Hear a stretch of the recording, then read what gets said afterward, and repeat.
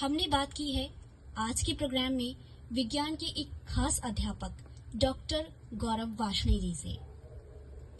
आप रामपुर के राजकीय जैन इंटर कॉलेज में विज्ञान के शिक्षक हैं। बात करते हैं सर से और जानते हैं उनसे उनका अनुभव आज की पीढ़ी के लिए और विज्ञान से जुड़ी कुछ बातों के लिए। सुप्रभात। सुप्रभात सर, कार्यक्रम में आपका बहुत बहुत स्वागत है। धन्यवाद। सर, हमने अपने श्रोताओं को आपका परिचय दिया है और बताया है कि आप विज्ञान के अध्यापक हैं। आपसे ये जानना चाहेंगे कि कितने सालों का अनुभव है बच्चों के साथ आपका विज्ञान की दुनिया में? विज्ञान की दुनिया में मेरा शिक्षा अनुभव 23 वर्ष का है।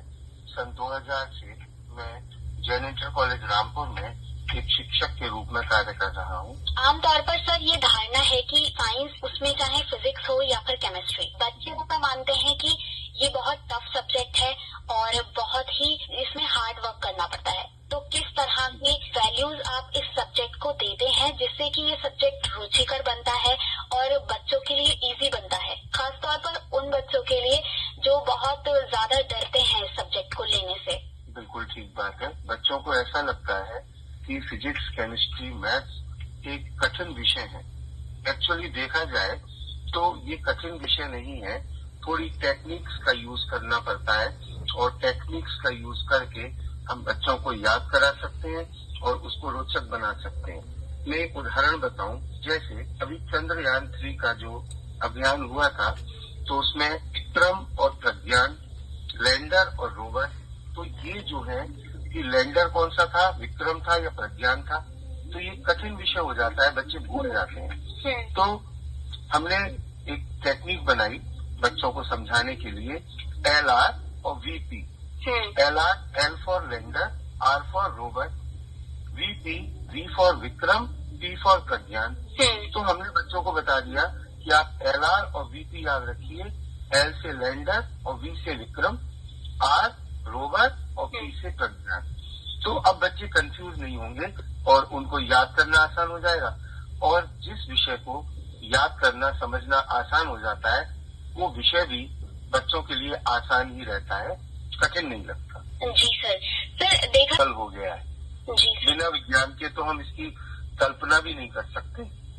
तो जिधर हम देखते हैं, सुबह उठकर रात सोने तक हमारे आसपास हमारी सभी गतिविधियों में विज्ञान अप्लाई होता है। जी सर।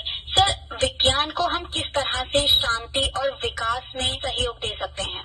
यानी कि हमारा जो सहयोग है वो किस तरह से विज्ञान में हम आम इंसानों की अहम भूमिका हो सकती है? हम आम इंसानों को विज्ञान के महत्व को समझाना चाहिए, इसकी इम्पोर्टेंस बतानी चाहिए और वैज्ञानिकों से जनता रूबरू कराने के लिए उनसे बात करनी चाहिए।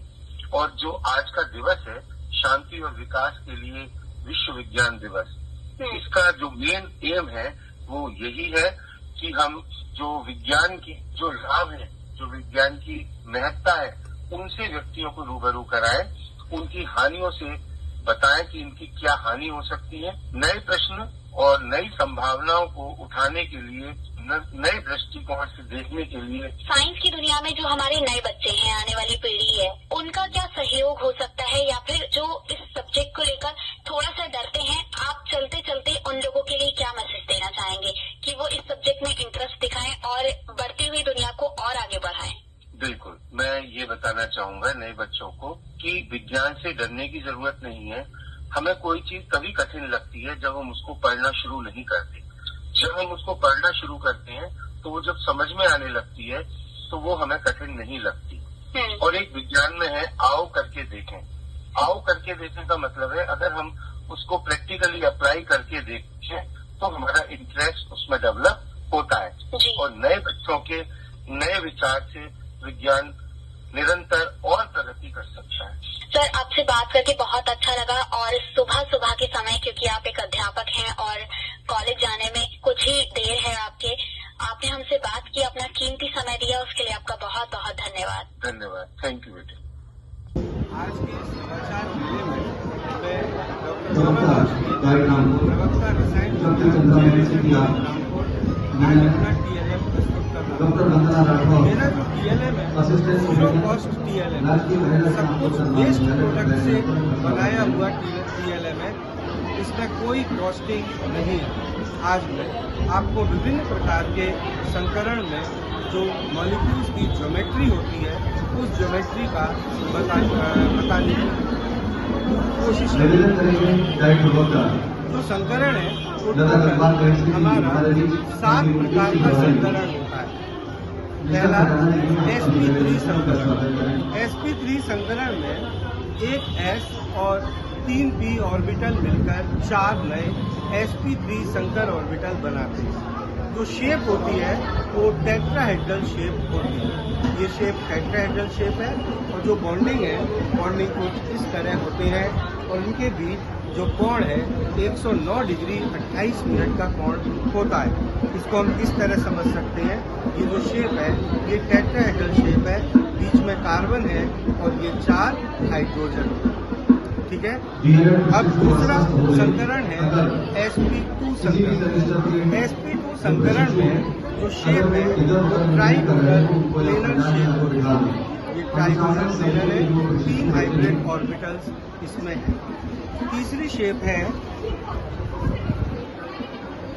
लीनियर और ये संकरण होता है sp संकरण। ये लीनियर है, इसमें बीच के ये जो 2 ऑर्बिटल है हाइब्रिड ऑर्बिटल है और ये 2 अनहाइब्रिड ऑर्बिटल्स। ठीक है। और ये शेप अगर हम देखेंगे तो ये लीनियर शेप है एसिटिलीन।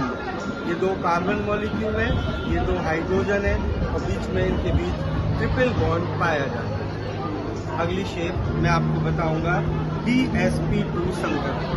dsp2 संकरण स्क्वायर प्लेनर होगा। स्क्वायर प्लेनर मैं आपको बता दूं इस तरह स्क्वायर प्लेनर शेप dsp2 संकरण का। अगला है sp3d संकरण। sp3d संकरण में जो शेप है वो है ट्राइगोनल बाइपिरामिडल। ये ट्राइगोनल है और ये 2 पिरामिड।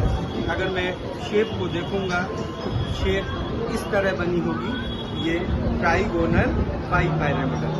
बीच में फास्फोरस है, Cl Cl Cl, एक ऊपर Cl नीचे Cl और इसकी शेप बनकर कुछ इस तरह है, ट्राइगोनल बाइपिरामिडल।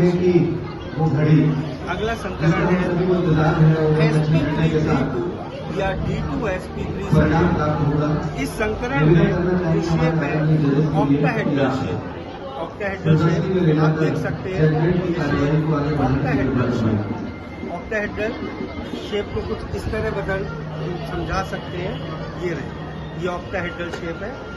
इसमें ये बीच में शेप आया। अगर हम इसको यहाँ से मिला देंगे तो ये 4 फेसेस ये बनेंगी और 4 फेसेस नीचे बनेंगी तो शेप आएगी ऑक्टाहेड्रल। अंतिम sp3d3 संकरण। sp3d3 संकरण में जो शेप है वो है पेंटागोनल बाइपिरामिडल। ये शेप पेंटागोनल है और एक पिरामिड ऊपर बना और एक पिरामिड नीचे बना, तो ये बनी पेंटागोनल बाइपिरामिडल।